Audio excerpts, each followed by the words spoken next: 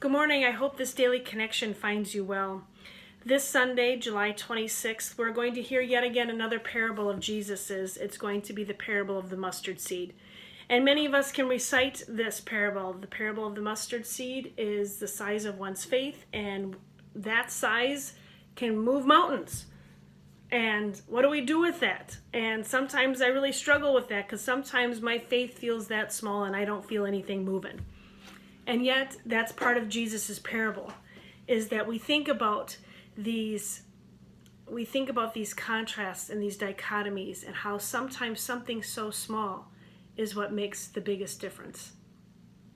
So I'd like to share with you a few words. The kingdom of heaven is like a mustard seed that someone took and planted in their field. It's the smallest of all seeds.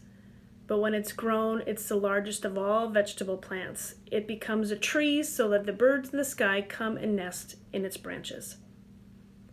The kingdom of heaven is like a child, running and splashing and laughing with complete and utter joy.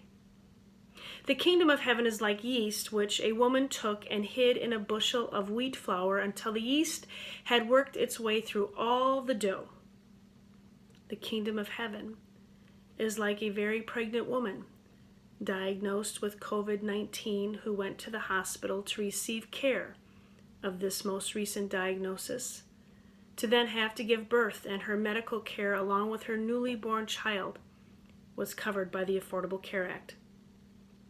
The kingdom of heaven is like a treasure that somebody hid in a field which someone else found and covered up. Full of joy, the finder sold everything and bought this field.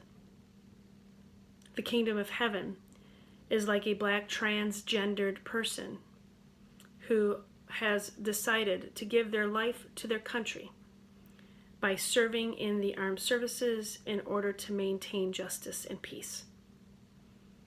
Have you understood all these things? Jesus asks. Have you understood all of these things? Jesus asks. For if we have truly understood, we know that nothing can separate us from the love of God. Nothing. Our gender, our sexual orientation, our race, our quality of health care, our joy, our struggle, nothing can separate us from God. And yet, there are many things pressing in upon us that want to do just that.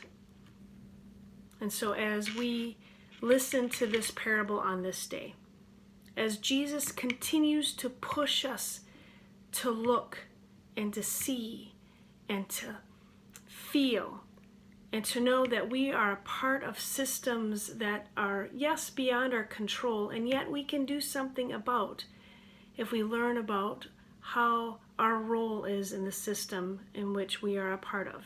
We know that people need to be treated fairly. We know that people should be cared for. We know that people should be fed. How do we go about doing that so that it's done with love and justice and peace? It's a tall order for today, I know. It's Tuesday, and yet this is what the parable's talking about. Jesus is calling us to task yet again through the use of story. It's the way in which we can listen to things that are really, really hard, especially in the scriptures. It's the stuff that when Jesus is calling to task, he's going to bring it into a story so that it allows us to enter into that story and hopefully to hear then how we are a part of that story and then what we can do, how we respond.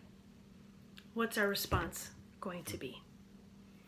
My friends, I hope that on this rainy Tuesday morning, you are able to find moments of joy, that you are able to find where the kingdom of heaven is and what it looks like for you as we try to deal with so much. May you find moments of gentleness on this day and in the days ahead. And I'll see you soon. God's light and love be with you, and I'll see you tomorrow.